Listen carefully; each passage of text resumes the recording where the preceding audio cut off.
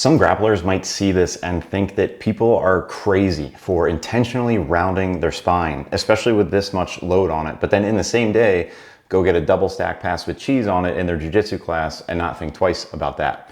I stopped letting the fear of back pain or back injuries dictate what activities I can participate in, and you can too. What's going on, everybody? My name is Connor Adams. I'm a strength and conditioning coach for grapplers and a purple belt in BJJ myself. And like many of you watching, I once dealt with back pain that I thought might be the end of a lot of the physical activities that I love. So today's topic is going to focus specifically on my journey with back pain and how I got where I am today. I'm going to give you a quick background on what I actually experienced and felt as it relates to back pain while I ramp up for some Zercher deadlifts here. I used to have crippling spasms that made it difficult just to get up out of a chair or walk or get out of bed. They were so severe in my case that they caused very strange shifts in my pelvis and rib cage, and everything just kind of felt like a mess. And activities like Jiu-jitsu and Zercher Deadlifts, they weren't even a blip on my radar at the time. But now I can Zercher Deadlift 315 pounds and do all the Jiu-jitsu my heart desires without the fear that I once had. Let's get into how I got to this point. I'll start by sharing the onset of injury and some of the symptoms that I experienced. So this started around 2010, 2011, around the time that I was graduating high school. And I don't exactly know what caused the injury, but what I experienced was very shocking to me. I had a very strong spasm that pretty much put me on the floor, and it was so surprising to me that that's what I did. I dropped to the floor, hands and knees, and I didn't know what to do. So the flare-ups themselves were very infrequent at this time, and I didn't really know how to solve it. But because my back hurt, my initial reaction was, well, let's go to a chiropractor. So I did that, got an adjustment. Naturally, I felt great from it because it was very new. I hadn't had many adjustments at that point in my life, so pretty much any back crack felt nice. The chiropractor that I was working with at the time was a family chiropractor in the neighborhood. And he gave me a few very simple exercises that I could do at home, which consisted of glute bridges, some Jane Fonda exercises, which is basically like just side lying abduction exercises, and also some core stability stuff, which mostly consisted of like a transverse abdominis draw in, or a tummy vacuum exercise. And for people that, don't have any capacity, are really, really weak in their glutes and their core, this might be a good place to start for them. It's probably a good starting point, but you should quickly advance beyond that because they're going to run their course. And, if you truly want to get stronger and more resilient, you've got to have that underlying principle that makes up any good training program, which is progressive overload. So that was my first experience with it. Then shortly after high school, I enlisted in the US Navy. And at that time, the flare-ups were still very infrequent.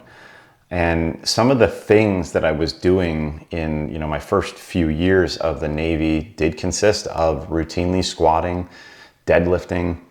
I was doing Olympic lift variations. I was running and swimming a lot, and I was doing a lot of direct hip flexion work, like leg raises and things like that. Now, the flare-ups did happen, but they typically did not happen during an exercise itself. More so, it would happen if I was just sitting down and then I maybe stood up weird, or getting up from the toilet, all of a sudden, I would feel that spasm and then just kind of like drop to the floor. Now, they started to happen more frequently when I stopped doing those things. The flare-ups did happen a time or two during a squat and during a deadlift. And so when it did, I believed it was the exercise itself that was the cause. Now, coincidentally, this was also around the time that, and I don't even remember his name, but it was that guy who I think was a competitive powerlifter, was on Rogan, and he started talking about the risk to reward ratio of deadlifts. So confirmation bias was like,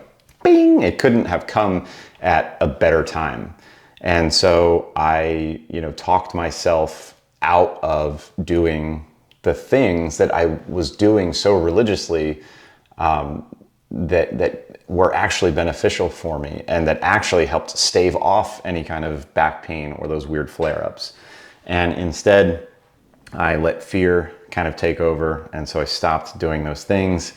And then I also began to seek out physical therapy and chiropractic care, Googling all the symptoms that I had, thinking I had SI joint dysfunction and herniated discs and everything else. And, going through physical therapy and going to chiropractors, there were moments where I believed that that was going to be the fix because it provided me with temporary pain relief, right? And the temporary pain relief made me fall for it. The adjustments, the dry needling, the ART, Graston, all of it. It felt good. And so for me, that, must have meant that they were targeting the root issue. But I was sorely mistaken. What it did do was it got me through a hump, and it allowed those more severe symptoms to kind of cool off. But my problem was that I didn't take advantage of that time to really bolster my weak points and where weak spots. And the weak spots for me, it was my low back, it was my glutes, it was my core, hip flexors. Like, I needed to keep those things strong, but I wasn't doing it. And the long story short is my trunk area, that whole part of my body, just wasn't getting the love that it needed. While I was active duty, I deployed a few times, and I spent a good amount of time away from home too. Now, I always made it a point to train while I was gone, but I continued to make the mistake of avoiding direct work on the things that needed it most. And that is kind of when those flare-ups started to happen at least once a month. It seemed like every little thing was bothering me. Now, that was because I lacked both the tolerance and capacity to deal with very normal things. Now, as I began to transition out of the Navy, I came across spinal decompression and traction therapy, and I decided to give it a go after learning that I did have some herniated discs in my low back. Important disclaimer here: large percentages of the human population do have degenerative discs and herniated discs, but it's important to know that herniated discs do not always equal back pain, and back pain does not always equal herniated discs. That being said, I personally found great relief from decompression and traction, and that's basically where the spine is more or less pulled apart. It's going to create some negative pressure in the spine, and that can allow the discs to sort of like suck back in or reseat themselves. And again, I fell for the trap of pain relief. I saw improvement, and I believed now that traction was the fix, right? Only to succumb to more back issues shortly after. So you can imagine just how frustrated I was when things were at their worst. I couldn't pick up my kids or roll around and play rough with them on the floor like I wanted to. I wasn't even 30 years old yet, so it was just kind of like, why is this happening to me? I finally got fed up with it, and I just wanted to make it stronger. There wasn't one single aha moment, but as I started to kind of go down the rabbit hole on YouTube and PubMed and just learning from others, I was very fortunate to start hearing phrases like heal it how you heard it, graded exposure, and similar terminology, which is often thrown around in certain PT settings. So I decided to go about this on my own and just gradually reintroduce the stimulus that I once thought was the root cause of my back pain. And this is a hard journey because as a dude, I want to lift heavy, I want to be the strongest, but it is very important that you're patient here. Now, because I spent so much time avoiding this type of work, and I mentioned this before, both my tolerance and capacity were really, really low. So I had to build it up brick by brick, rep by rep. Now, squatting and conventional deadlifts initially were fine. I just had to be patient with the ramp up period so I could ensure that my back wasn't getting like cooked in the process. Now, I know the spine is meant to move, and it's not just meant to resist motion like in a squat or a deadlift. So I started to bend it intentionally.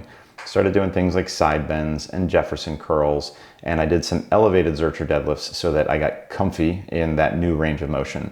Now, I'm naturally a little bit flexible, so it didn't take long before I was able to do them from the floor. And over the course of the past year, I very quickly discovered that my spine actually tolerated this extremely well and adapted super fast to the stimulus. I made some pretty aggressive jumps in load and every week just gained more and more confidence in my ability to bend and stand up with heavy loads. I'm not saying that everybody is going to have the same experience here, but my body just tolerated the Zercher deadlift extremely well, and I'm very, very grateful for that. I currently only do Zercher deadlifts once per week, but I'm doing other core and direct spine work throughout the week. So currently I keep ab wheel rollouts, leg raises, and cable chops in my routine, as well as deep squats and RDLs. And for me, it's helped keep me back pain free for years now. And for my grapplers, training this way, addressing the whole body and ensuring it's strong and resilient will not only allow you to perform better, but it is the most powerful tool